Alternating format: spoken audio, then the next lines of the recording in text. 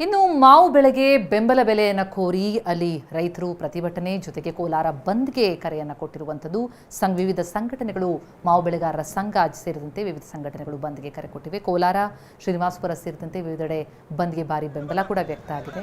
ಅವರು ಕೇಳ್ತಾ ಇರೋದು 8 ರಿಂದ 10 ಸಾವಿರ ರೂಪಾಯಿ ಬೆಂಬಲ ಬೆಲೆ ನೀಡಬೇಕು ಅನ್ನೋದು. ನೋಡಿ, ಬೆಂಕಿ ಹಚ್ಚಿ ತಮ್ಮ ಆಕ್ರೋಶ ಹೊರಹಾಕಿದ್ದಾರೆ.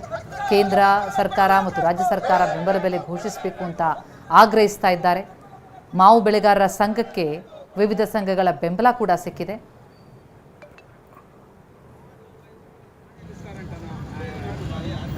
ಕೋಲಾರ ಬಂದ್ಗೆ ಕರೆ ಕೊಟ್ಟಂತಹ ಸಂದರ್ಭದಲ್ಲಿ ಆ ಹೋರಾಟದ ವೇಳೆ ಹೋರಾಟಗಾರರಿಗೆ ಕುಡುಕ ಕೀಟ್ಲೆ ಕೊಟ್ಟಿದ್ದಾನೆ. ಶ್ರೀನಿವಾಸಪುರ ಪಟ್ಟಣದಲ್ಲಿ ಬಂದ್ ಮಾಡಿ ಹೋರಾಟ ಮಾಡ್ತಾ ಇದ್ದಂತ ನೋಡಿ, ಅಲ್ಲಿ ಮಾವಿನ ಹಣ್ಣಿನ ರಾಶಿ ಇದೆ, ಅದ್ರ ಮೇಲೆ ಮಲಗದವನು ಯಾರೋ ಪ್ರತಿಭಟನೆ ಮಾಡ್ತಾರೋನಲ್ಲ ಒಬ್ಬ ಕುಡುಕ ಹೋರಾಟಗಾರರ ಜೊತೆ ಸೇರ್ಕೊಂಡು ಘೋಷಣೆ ಕೂಗಿದ್ದಾನೆ. ನಂತರ ಅವರಿಗೆ ಕೀಟ್ಲೆ ಕೊಟ್ಟಿದ್ದಾನೆ. ಕಂಠ ಪೂರ್ತಿ ಕುಡಿದು ನಿಲ್ಲೋದಕ್ಕೂ ಆಗದೆ ಅದೇ ಮಾವಿನ ಬೆಳೆ ಮೇಲೆ ಮಲಗಿದ. ಶ್ರೀನಿವಾಸಪುರದ ಸರ್ಕಾರಿ ಬಸ್ ನಿಲ್ದಾಣದ ಸರ್ಕಲ್ನಲ್ಲಾದಂಥ ಘಟನೆ.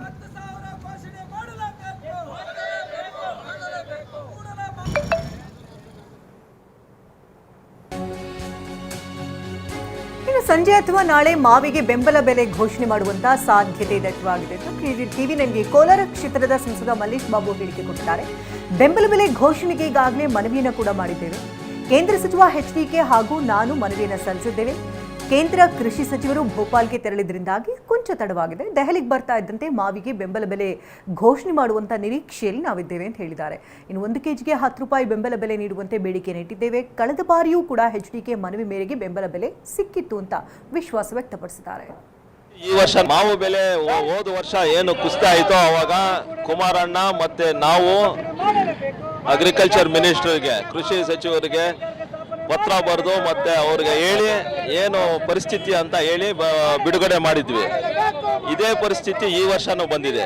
ಈಗಾಗಲೇ ಕೇಂದ್ರ ಮಂತ್ರಿಗಳು ಕುಮಾರಣ್ಣ ಅವರು ಮತ್ತೆ ನಾನು ಇಬ್ಬರು ಪತ್ರಗಳು ಬರೆದು ಮತ್ತೆ ಅವ್ರನ್ನ ಮಾತಾಡಿದ್ದೀವಿ.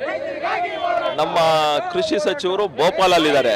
ಇವತ್ತು ಸಾಯಂಕಾಲ ಅಷ್ಟೊತ್ತಿಗೆ ಡೆಲ್ಲಿಗೆ ಬಂದು ಅದನ್ನ ಏನು ಆದ್ಯತೆಯ ಮೇಲೆಗೆ ಇದನ್ನು ತಗೊಂಡು ಬೆಂಬಲ ಬೆಲೆ ಏನು ಮಾಡಬೇಕಾಗುತ್ತೋ ನಾವು ಸೂಚನೆ ಮಾಡ್ತೀವಿ ಅಂತ ಹೇಳಿದ್ದಾರೆ. ಸೊ ಇಂಥ ಪರಿಸ್ಥಿತಿಯಲ್ಲಿ ಇವಾಗ ಏನು ಬೆಲೆ ಕುಸಿತ ಆಗಿದೆಯೋ ರಾಜ್ಯ ಸರ್ಕಾರನೂ ಜವಾಬ್ದಾರಿ ತಗೋಬೇಕಾಗುತ್ತೆ. 2006ರಲ್ಲಿ ಕುಮಾರಸ್ವಾಮಿ ಮುಖ್ಯಮಂತ್ರಿ ಇದ್ದಾಗ ಟೊಮೆಟೊ ಬೆಲೆ ಕುಸಿದಿದ್ದ ತಕ್ಷಣ ಬರೀ 2-3 ಅವರಲ್ಲಿ ಅದಕ್ಕೆ ಬೆಂಬಲ ಬೆಲೆ ಸೂಚಿಸಿದ್ದಾರೆ. ಇಲ್ಲಿ ಇವಾಗ ಈ ನಮ್ಮ ರಾಜ್ಯ ಸರ್ಕಾರ ಕಾಂಗ್ರೆಸ್ ಅವರು ಇದಕ್ಕೆ ಇದು ಮಾಡದೆ ಪತ್ರಗಳು ಸುಮ್ಮನೆ ಡೆಲ್ಲಿಗೆ ಕಳಿಸಿ ಅಲ್ಲಿಂದ ಇದು ಬೆಂಬಲ ಬೆಲೆ ಕೊಡಬೇಕು ಅಂತಾರೆ. ರಾಜ್ಯ ಸರ್ಕಾರ ಏನು ಅಂತ ಬೆಂಬಲ ಬೆಲೆ ಸೂಚಿಸಿದ್ರೆ ಅದ್ರ ಪ್ರಕಾರದಲ್ಲಿ ಕೇಂದ್ರ ಸರ್ಕಾರನೂ ಮಾಡುತ್ತೆ.